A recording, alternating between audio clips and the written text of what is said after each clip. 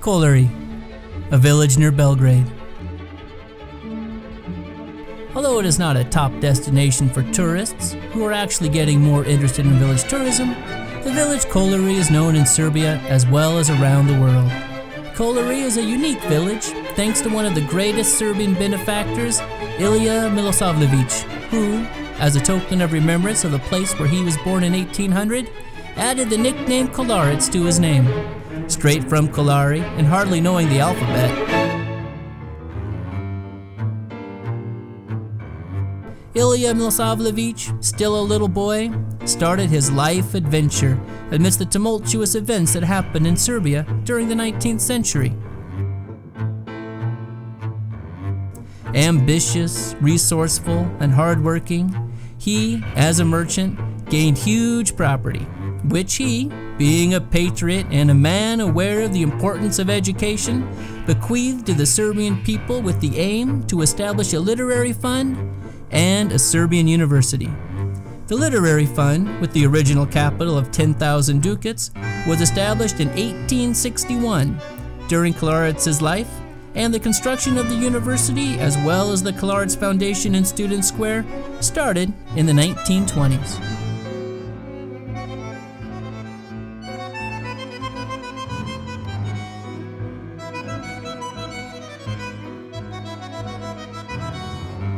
The building was inaugurated on the 19th of October 1932, and the first concert was held a bit earlier on the 4th of February the same year. The Belgrade Philharmonic was conducted by Stevan Hristić.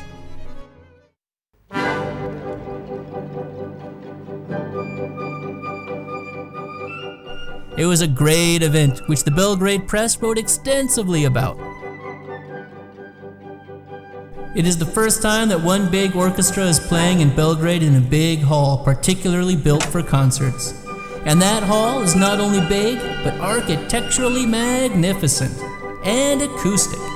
The sounds of a big ensemble and all nuances of colors of different instruments and instrumentals show a great harmony, Politica wrote. Both the audience and the press were delighted with the first concert hall in Belgrade, which, as Pravda wrote, has harmonic dimensions and is provided with comfortable chairs that do not squeak. They were also full of praise for the architect, University Professor Petar Bajolović.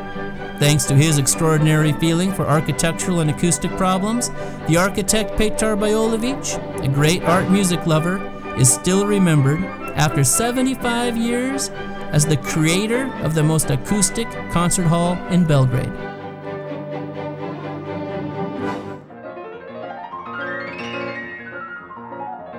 The beginning of the work of the Kolarac National University and the concert hall was undoubtedly one of the most important events of 1932 in the capital of former Yugoslavia. Concerts of the most famous pianists of that time, Carlo Zecchi and Arthur Rubinstein, attracted a lot of attention that year.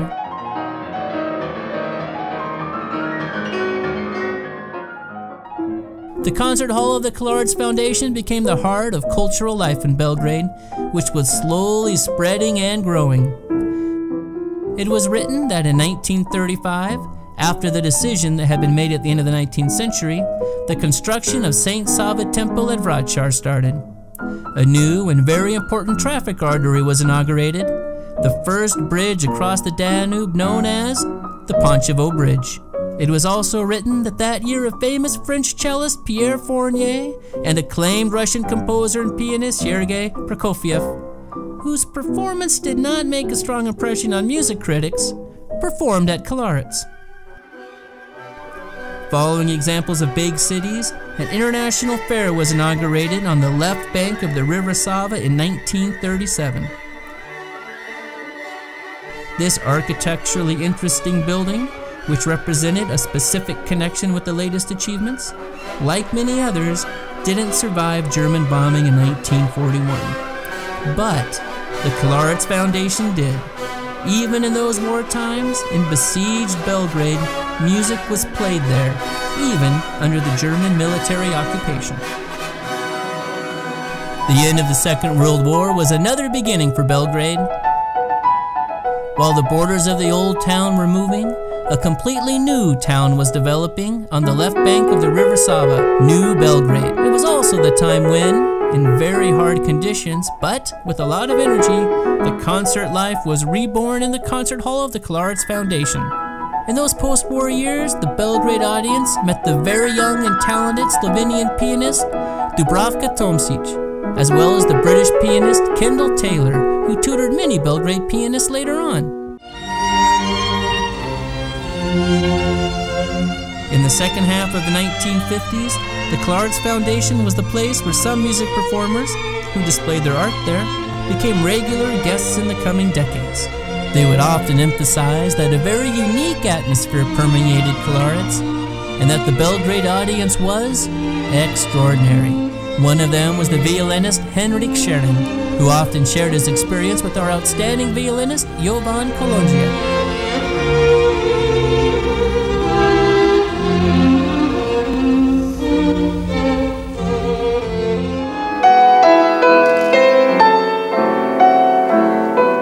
The Italian pianist Aldo Ciccolini, who, even in his old age, could not resist Kolarac, held his last recital almost 50 years after his first performance in this building.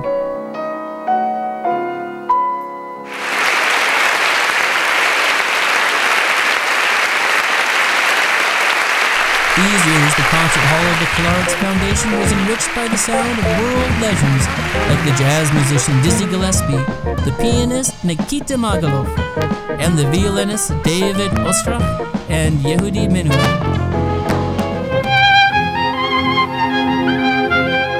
TV Belgrade, whose cameras often recorded important events at Kolarac, started its broadcast in 1958. However, they did not manage to record the first performance of a young unknown, who today is one of the most distinguished conductors in the world, Zubin Mehta. At the beginning of the 1960s, Belgrade lived in the sign of the first conference of leaders and governments of non-allied countries, as well as of marvelous concerts where, in the concert hall of the Kolarac Foundation, performed the American composer and pianist Aaron Copland, the Russian violinist Eduard Grach, and the distinguished conductor Kirill Kondrashin.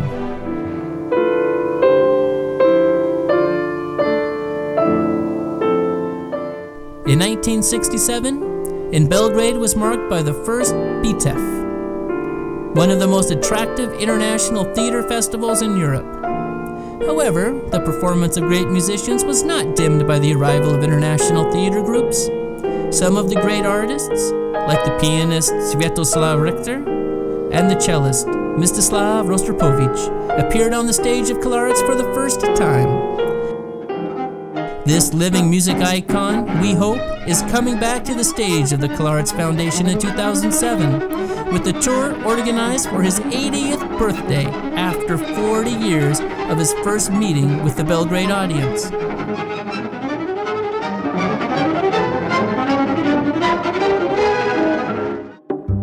1969 was a very important year both for the world and for Belgrade. The American astronaut Neil Armstrong made that small step for man, but a giant leap for mankind on the moon. And Belgrade made a unique small giant step by establishing the Belgrade Music Festival BEMUS, an international music festival that gathered local and international music artists, mostly under the roof of the Kolarac Foundation.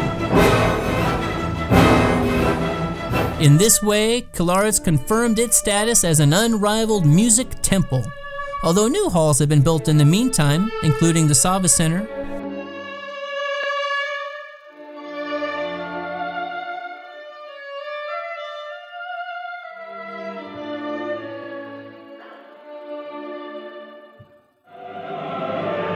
The hall, with 883 seats, often filled beyond its capacity, a projection screen, a sound recording studio, audio and video equipment, is the place of music life for many generations.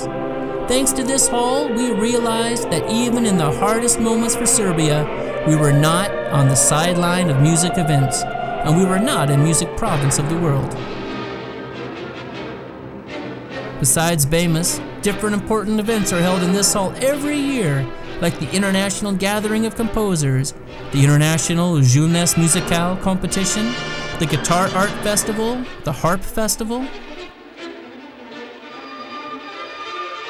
Besides distinguished international artists, soloists, orchestras, choirs, and conductors, the stage of the Kolarac Foundation has always been the second home to our local musicians, who had their greatest achievements right in this hall.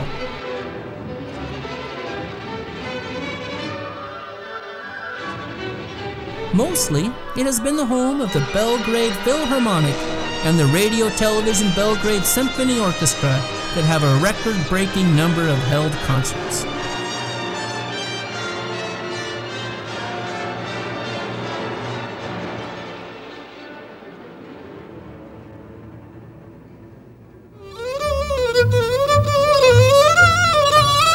At the same time, it was the place where we discovered the extraordinary talent of Stefan Milinkovic, Nemanja Radulovic, Natasha Velkovic, Alexander Serdar, Alexander Majar, Kamal Gekic, and many other talented kids who, growing up and gaining international fame and awards, have always been loyal to their Kolaracs. The Kolarac Foundation has also been awarded the Dosite Prize, the Golden Link, the Vuk Prize, the Order of Merit, St. Sava's Medal of the First Degree, in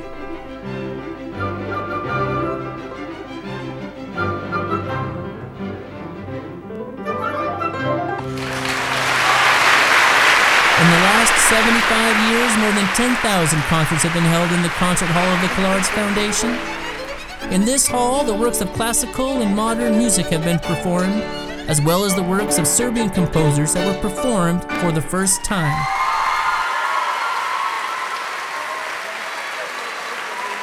We could also hear the sounds of traditional folk music, both in its original and adapted form.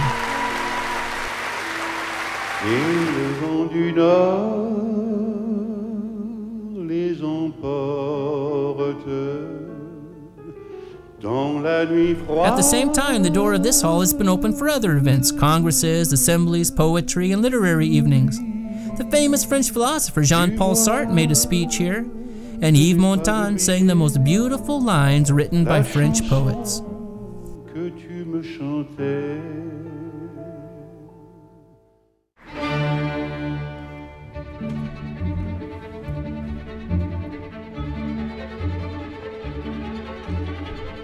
In the meantime, Belgrade has become a modern city where nice and difficult moments have overlapped in the life of its citizens. When it was hard, this hall was a kind of consolation and a place where they could hear the voice of harmony and beauty. Whatever happened in Belgrade, destruction or construction, Kolarac, always full of positive energy, joy, and optimism springing from music, has survived and deserved all those rounds of applause echoing after concerts. The rounds of applause for art, for music, and of course, for a far-sighted and wise benefactor, Kolarac.